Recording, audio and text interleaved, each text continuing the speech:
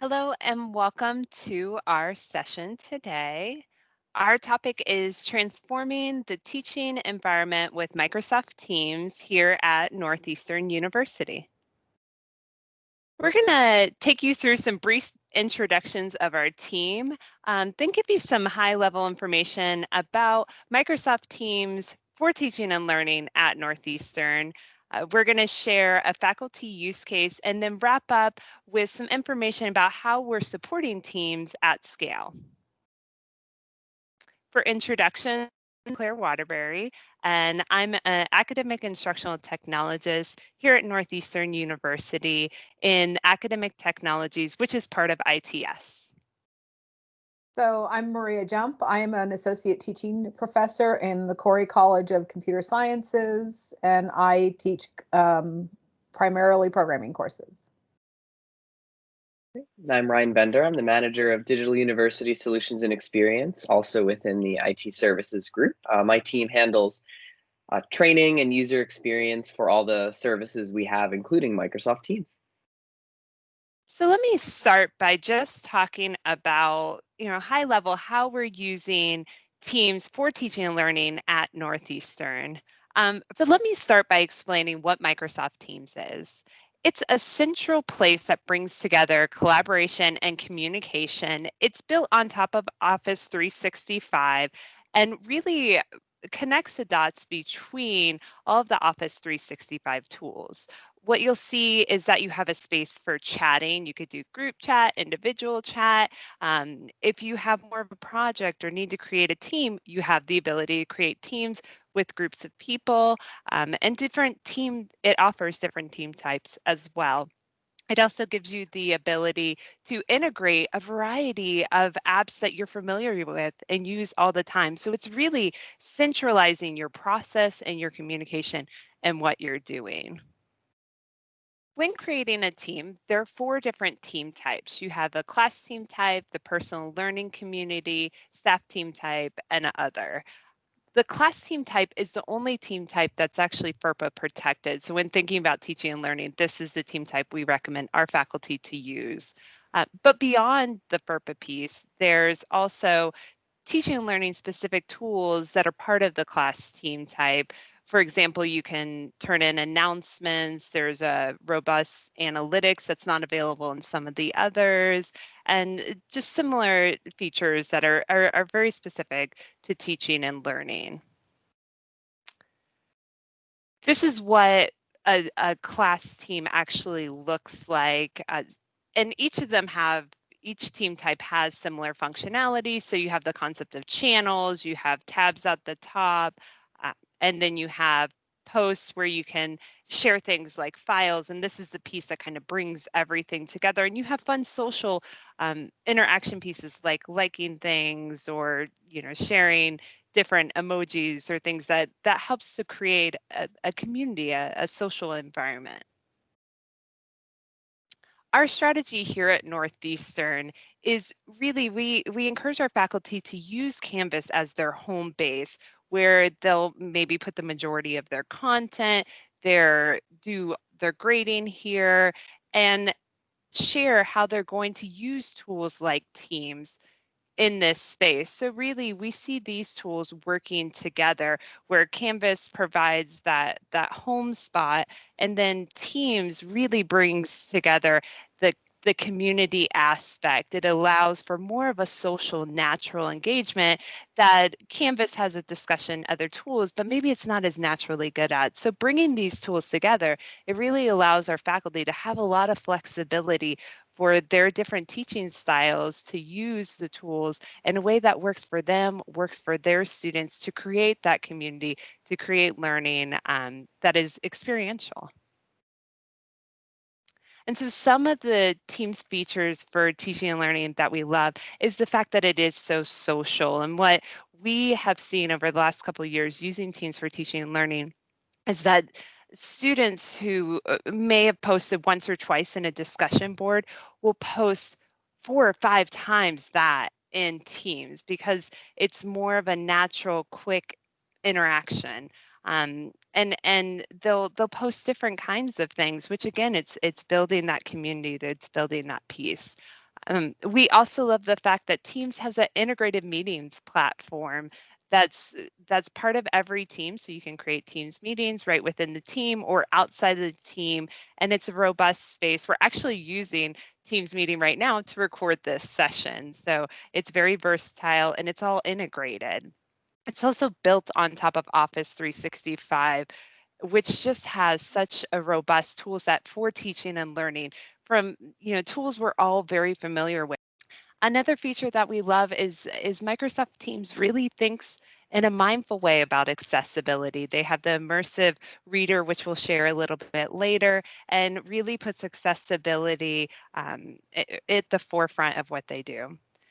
And the last piece that I love is that it gives students an opportunity to use a tool that's very familiar to what we're already using in the real world. So it gives them that real world tool experience with a tool set that they're going to be using when they're out in their careers and they're in the field.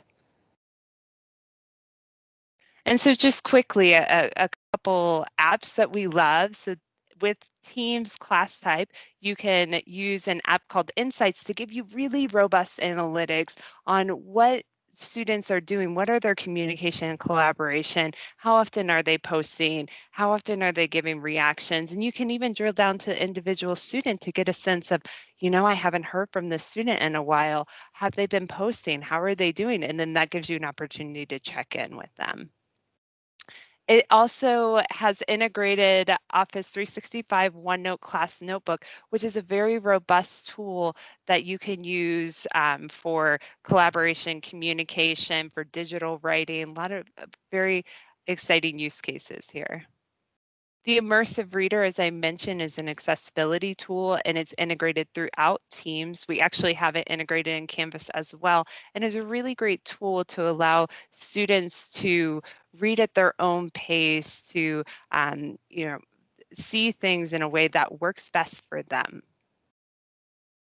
And beyond that, it has the ability to integrate all the apps we know and love, including a robust set of Microsoft 365 apps and apps like Zoom. If you're using Zoom, you can integrate that right into the team so everything's together.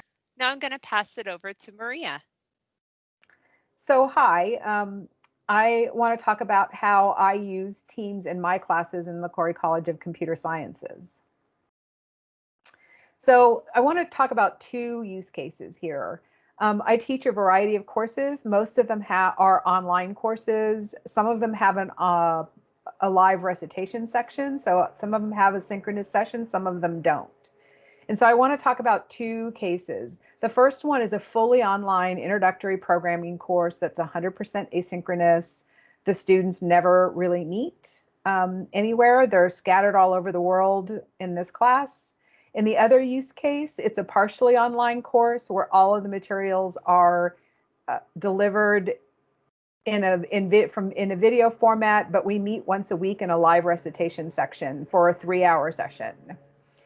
All of our content for all of my classes are housed primarily on Canvas. This is the university's LMS. Both of the courses are tightly scheduled. There's a lot of deadlines in the courses. So students have a lot to do every week, and we're trying to give them the tools that they need to do it. Teams is used exclusively for student interactions. So anytime there's an interaction between the instructional staff and my students, we're going to be doing that on Teams. So how do my students get to Teams? Well, Teams is integrated into our learning management system. And so right there on the navigation bar in Canvas, there is a link to the team. And all the students have to do is click there to go to the team. We set the team up differently depending upon the style of the course.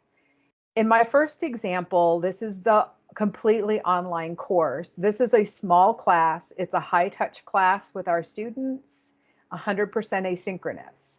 So in that class, we set up channels in Teams. There's the normal general channel. There's an introduce yourself channel. There's an office hours channel. Those are used for things that you would expect them to be done. But then we have private channels, and Teams allows us to create these small communities of people, groups in a private channel. So like I have one with my instructional staff, which I use primarily for coordinating with them because they're also distributed around wherever they happen to be located.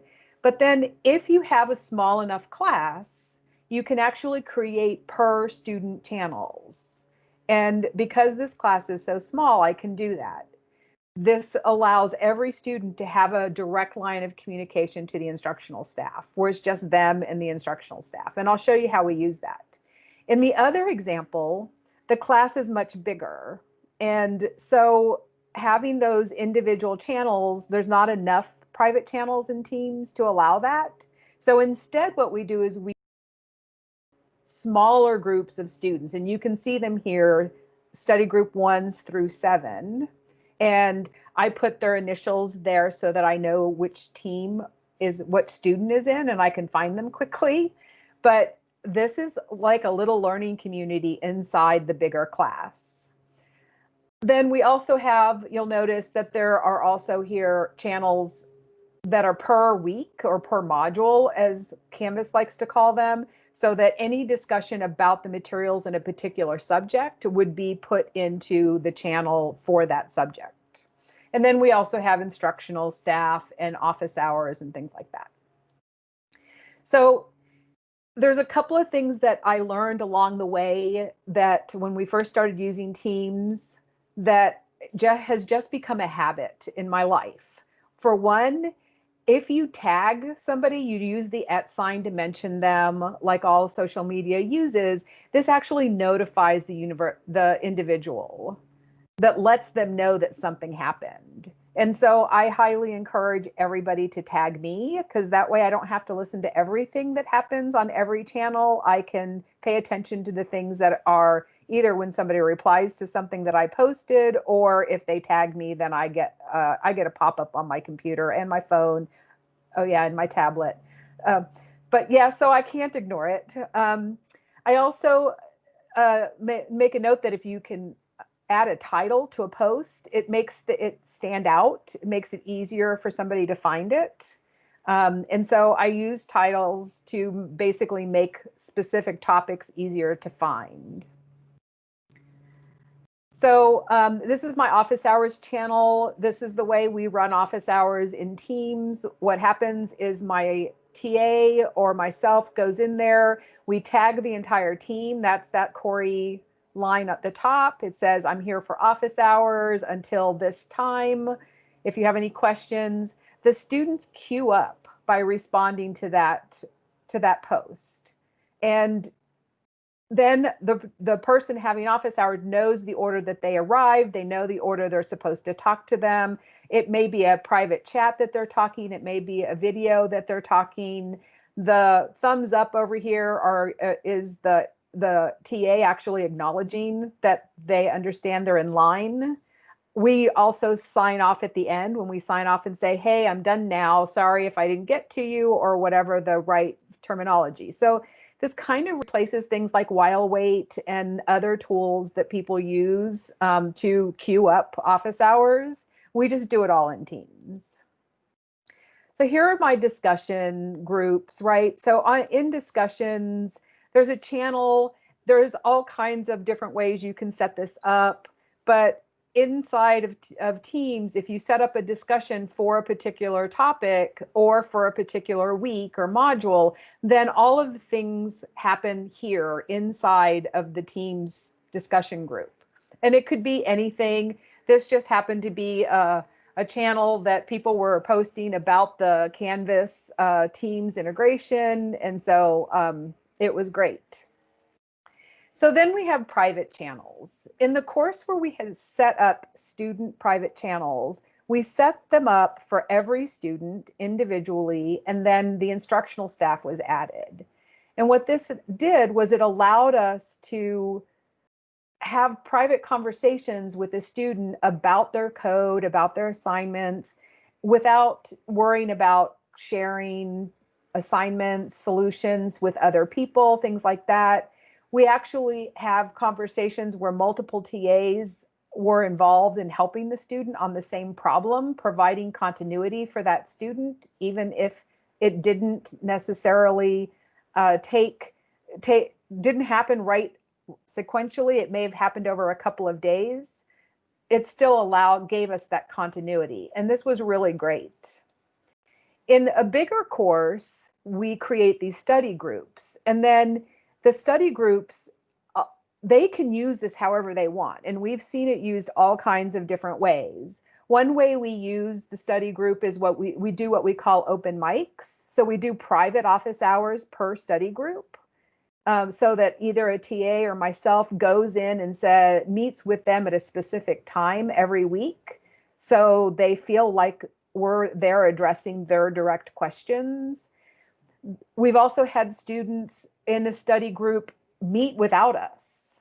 Like they'll just start the video. The 5 of them will sit in a group and be working on homework so they can sit there and talk to each other. Or they'll type a question to their study mates, and they'll do these kinds of things. They'll share resources that they find that are relevant to the course with their study group. And this is building community in courses where students need a lot of that. It's the one piece that we're missing when we're in an online class, and Teams is providing that for us. So in your thread, you can chat. That's the texting. The students really love to text, so that works really well. But if they don't, then you can also have a meeting, a video meeting. There's a little meet button at the top, and it just appears in the chat in the sequence of events, tells you that this meeting was 15 minutes and who was there with the little icons on the right. We do use analytics to kind of see who is active, who isn't active, how engaged were students. If there's a deadline, of course, you're going to see more engagement than when there's no deadline. Looking to see where the students are. There's 20 people in that class, and there's definitely times when not all 20 students are active. These are the analytics that are built into Teams. I haven't used the insights, but I'm going to be looking those up very shortly. And so we use Teams a lot. I really like the way it works, but yesterday at Insight, Microsoft was announcing its new features. I'm so excited about some of these. The new Together can give you that classroom feel that you've been missing. There's new dynamic layouts where instead of having little boxes, we can actually be with our slides. The breakout room feature is coming in October, very exciting. And one of the things that I really appreciate is the meeting recap. Not only do you have the recording, but the transcription and the PowerPoint slides, everything is like right there in one place, easy for people to find. But I'm really excited about what's coming. Okay, that's all I have. So now I'm going to hand it over to Ryan. Thanks, Maria. So I want to talk a little bit about the IT side of things. So how we are supporting Microsoft Teams on the back end and making sure that this is a usable product that people want to use, that they like to use, but is also maintainable on the back end, and it doesn't get out of control. And in 4 or 5 years, we're digging through thousands and thousands of unused groups. So I think our big keys to success here was easy to access training, open mind for how the tool will be used, so not restricting it right out of the gate with lots and lots of rules or turning off features that we don't even know how they're used, and then a thoughtful governance policy that makes it seem open to the end user but keeps the back end clean for the IT folks that have to support it. So when it comes to training, we made a Teams website, which is one central location for all things Teams at Northeastern. So that's teams.northeastern.edu. You're welcome to go to it, take whatever you want from it. It's all open to use by everyone. So this is our landing page for Teams with the login button for us, downloading Teams, best practices, and resources for training and getting started so that everyone knows how to use Teams, and specifically how to use Teams at Northeastern. The next thing we did is we made a bunch of different training types to try and get people an introduction to Teams and help them get started, because Teams can be really, really daunting if you don't get some help right in the beginning. So we have a bunch of different sessions. We have drop-ins that happen a few times a week. We also have individual sessions or group trainings that can be booked. So we've had entire departments get trained. We've had individuals get trained in a train the trainer fashion, and then they train their department. We have consultations where someone can come in and say, I have this specific use case. I want to know how we can digitize that. And we'll help them figure that out using Teams or other Office 365 products. And then in our situation, we actually use Teams as our voice over IP solution. And we're in the midst of migrating right now. So we even have a separate training just on calling and how to use Teams to make calls. And those have been really successful in not only getting users to use Teams, but getting them to use it properly and using the guidelines that we want, naming things descriptively, knowing that a class team is FERPA compliant, and everything like that just comes with proper training. And then our governance policy. Basically, to the end user, Teams is very open, probably one of the most open tools we have. And because of that, it's heavily used. There are no restrictions. When we use Skype for Business, messages were actually deleted as soon as you close the app, which meant no one used it. So with Teams, it's kind of the opposite. It is what you make of it. We want people to use it because if we don't keep it open, they're going to use unsupported tools like Google or their own personal Outlook accounts. So by keeping Teams open, we're actually making things more secure because people are using these internal tools that are, that have sharing analytics and everything like that. So our governance is really there to clean up groups on the back end. So the only one restriction we have that's visible to users is that if a student makes a group, it appends the name STU in the beginning of that group name. And that's so that if they make a team called Vice President Search for their club, it is known that that is not a vice president for the university search, that was created by a student group. But other than that, students, faculty, staff, contractors, anyone with an Office 365 account is able to make teams themselves. And that has sparked an immense growth in using the tool. And then those guidelines I just mentioned are all published online for everyone to see and read and agree to so that these rules are known right off the gate. In addition to that, on the back end, we have some governance rules on cleanup. So there's retirement policies on unused teams. The owners get a chance to say, hey, we're still using this or not. And if they're not, then it gets archived and then deleted after about a year of inactivity. So all of these rules help people use the tool, but also help us maintain a clean back end that isn't littered with lots and lots of unused groups. And since we have Teams so open, our adoption rate has been very good. So Microsoft has a statistic that for every one person trained, there's 7 new users, and we have definitely seen growth in that direction. You can see at the start of the pandemic that we had immense growth with a lot of faculty and staff needing to use it more for working remotely. But in general, we have been on the rise with Microsoft Teams adoption since the start of our Teams training campaign in late 2019. So the blue line here is our active users. So that's been growing consistently since we started rolling out Teams. But then our first time users is also growing. And this isn't just faculty and staff. This is also students using it for their clubs, for their classes, or just in general to use it to chat with their friends because it has the directory. So it's very easy to get in touch with other students using this tool. And with that, let's build a team together. So we do have an EDUCAUSE team that we've created. To join it, there's a quick little form at bit.ly/EDUCAUSE teams. Feel free to fill out that form. You'll be added to our team where you can communicate with Claire, Maria, and myself, ask us questions, post ideas, resources, and we can make a lovely community of teaching and learning and IT professionals who want to learn more about Teams. So thank you all for watching, and we'll see you on Teams. Teams. Thank you.